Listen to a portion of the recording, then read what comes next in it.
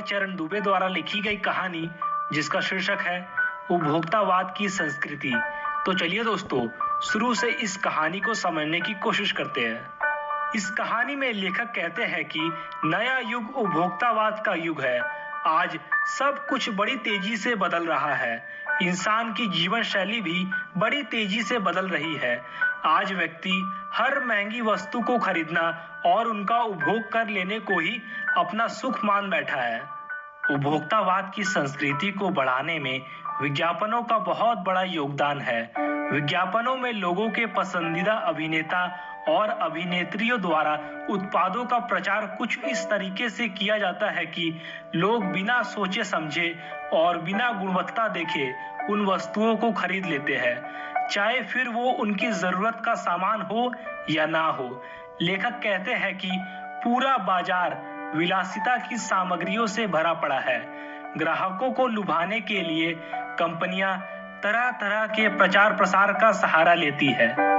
विज्ञापनों को देखकर लोगों को ऐसा लगता है कि सिर्फ यह उत्पाद खरीद लेने से ही उन्हें सुख और खुशियां मिल जाएगी और अंत में ग्राहक किसी भी कीमत पर उस वस्तु को खरीदने के लिए तैयार हो जाते हैं।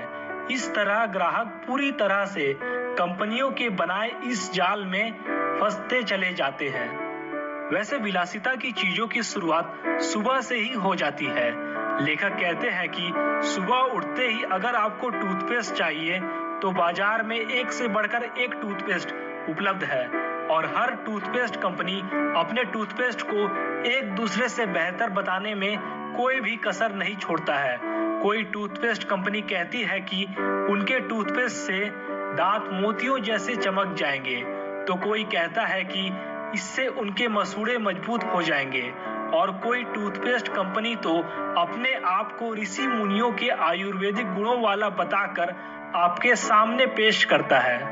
टूथपेस्ट के बाद मुंह की दुर्गंध को दूर भगाने के लिए माउथ वॉश करना भी जरूरी है, तो उसके लिए भी एक से बढ़कर एक महंगे माउथ वॉश उपलब्ध हो जाते हैं।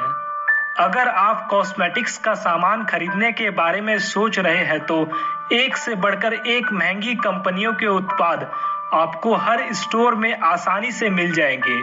सिर्फ यही नहीं, अब तो हर महीने नए नए उत्पाद भी जुड़ते चले जाते हैं। लेखक आगे कहते हैं कि अगर आप नहाने के साबुन की बात करें तो आपको अलग अलग विशेषता वाले साबुन बाजार में मिल जाएंगे। किसी साबुन के बारे में यह कहा जाता है कि इसमें तरोताजा करने का गुण छिपा रहता है, तो कोई साबुन गंगा जल से बना हुआ अपने आप को बताता है। एक साबुन को तो फिल्म जगत की कुछ अभिनेत्रियां अपनी खूबसूरती का राज बताकर आकर्षित करती नजर आती है। संभ्रांत वर्ग की महिलाओं की ड्रेसिंग टेबल पर तो 30 से 40 हजार तक सौंदर्य सामग्री रहती है। कुछ लोग तो पेरिस से भी परफ्यूम मंगाते हैं। यहाँ तक कि पुरुष भी कुछ कम नहीं है। उनके लिए भी बाजार में एक से बढ़कर एक महंगे सौंदर्य उत्पाद उपलब्ध है। इन सभी चीजों के अलावा आजकल हर रोज नए नए फैशन के कपड़े बाजार में आते हैं। आज हर जगह कपड़ों की दुकानें या बुटीक खुल गए हैं। लोग अलग अलग ब्रांड के अलग डिजाइन के कपड़े पहनना पसंद करते हैं। किसी जमाने में समय देखने के लिए 500 से 600 रुपए की घड़ी पहनी जाती थी, लेकिन आजकल लोग 50,000 से 1.5 लाख या उससे अधिक की घड़ी पहनते हुए नजर आते हैं। यही हाल और भी चीजों का है। जैसे संगीत बजाना आए या ना आए, मगर घर में एक बड़ा सा म्यूजिक सिस्टम होना चाहिए। कंप्यूटर भी काम के लिए कम और दिखावे के लिए ज्यादा खरीदे जा रहे हैं। लोग अपनी प्रतिष्ठा को बढ़ाने के लिए 5 सितारा होटल में शादी ब्याह के लिए बुक करा रहे हैं। इलाज करवाने के लिए भी 5 सितारा हॉस्पिटल खुल चुके हैं। यहाँ तक कि शिक्षा के लिए भी 5 सितारा स्कूल मौजूद है। लेखक कहते हैं कि ऐसा भी हो सकता है कि आने वाले कल में कॉलेज और यूनिवर्सिटी भी 5 सितारा बन जाएगा। लेखक आगे कहते हैं कि अमेरिका और यूरोप में मरने से पहले ही लोग अपने अंतिम संस्कार और कब्र का भी प्रबंध कर लेते हैं। जैसे उनकी कब्र में किस रंग के फूल होंगे, फव्वारे होंगे या नहीं, और संगीत कैसा होगा इत्यादि। लेखक यह सोचकर थोड़ा संतोष करते हैं कि अभी भारत में यह सब नहीं होता है, लेकिन भविष्य में होने लगेगा। लेखक कहते हैं कि सम्मान पाने के कई रूप होते हैं। पहला रूप यह है कि व्यक्ति अपनी मेहनत से मान सम्मान पाता है, और दूसरा रूप यह है कि व्यक्ति सिर्फ दिखावा करके या दूसरों की नकल करके अपनी प्रतिष्ठा बनाने की कोशिश करता है। लेकिन जब व्यक्ति सिर्फ दिखावा करके अपनी प्रतिष्ठा बनाने की कोशिश करता है तो ऐसे में कभी कभी वह हंसी का पात्र भी बन जाता है, लेकिन फिर भी लोग दिखावा करते ही हैं। लेखक कहते हैं कि इस उपभोक्तावादी संस्कृति से हमारी भारतीय परंपराओं का मूल्य कम हुआ है।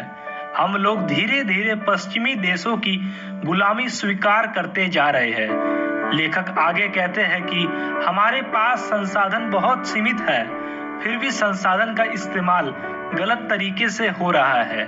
आखिर आलू के चिप्स, पिज्जा, बर्गर खाकर हम लोग स्वस्थ कैसे रह सकते हैं? यह सब दिखावा ही तो है, जिसे हम सिर्फ समाज में अपनी प्रतिष्ठा के लिए खरीदते या खाते हैं। उपभोक्तावाद की संस्कृति की वजह से समाज में ईर्ष्या का भाव बढ़ा है और हमारी भारतीय संस्कृति का भी विनाश हो रहा है।